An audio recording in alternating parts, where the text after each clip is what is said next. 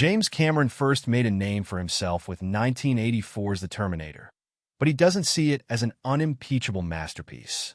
The Titanic filmmaker candidly reflected on the quality of his breakthrough movie in an interview with Empire commemorating the 40th anniversary of the sci-fi classic. "I don't think of it as some holy grail, that's for sure," Cameron said.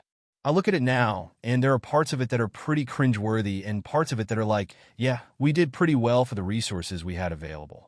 Cameron's issues with the film lie with just the production value due to the film's low budget. On the other hand, the Avatar filmmaker completely stands by his dialogue, despite fairly frequent criticism directed at his wordsmithery. "I don't cringe on any of the dialogue, but I have a lower cringe factor than apparently a lot of people do around the dialogue that I write," he said. The director thinks his movie's popularity should shield him from that kind of criticism. "You know what? Let me see your 3 out of the 4 highest-grossing films. Then we'll talk about dialogue effectiveness," he said. His 2009 film Avatar currently stands as the highest-grossing film of all time at the global box office, while its 2022 sequel Avatar, The Way of Water, stands at number 3, and 1997's Titanic holds the 4th spot.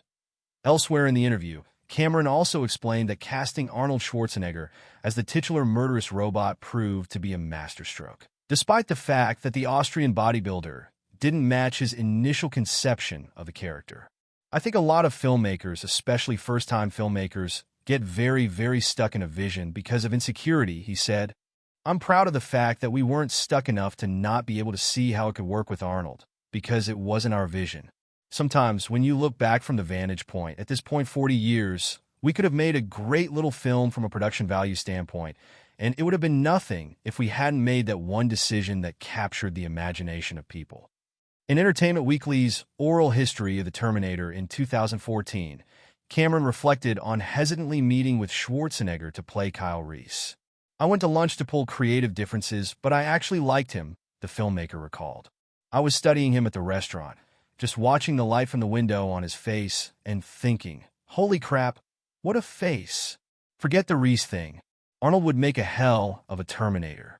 Schwarzenegger had loads of ideas about how to make the antagonist more interesting, but didn't want to play the part himself. "I could visualize very clearly what the Terminator should look like. And so when I met Cameron to talk about Kyle Reese, I gave him all these points. This is what you should do with the Terminator. This is how the Terminator should act," the actor told EW in 2014. "I said, no, look, the guy has 17 lines. I didn't want to do that. I was building my career, being a leading man, and not being a villain." But Cameron said that he'd shoot it in such a way that all the evil stuff that I do will be totally excused by audiences, because I'm a cool machine. And so cool that some of the people will cheer. Cameron didn't actually have to adjust his plans for the film much once Schwarzenegger came aboard. "We didn't change a line of dialogue," he told EW. "I didn't change my storyboards, but all of a sudden he was this big, formidable guy, a human bulldozer like a Panzer tank.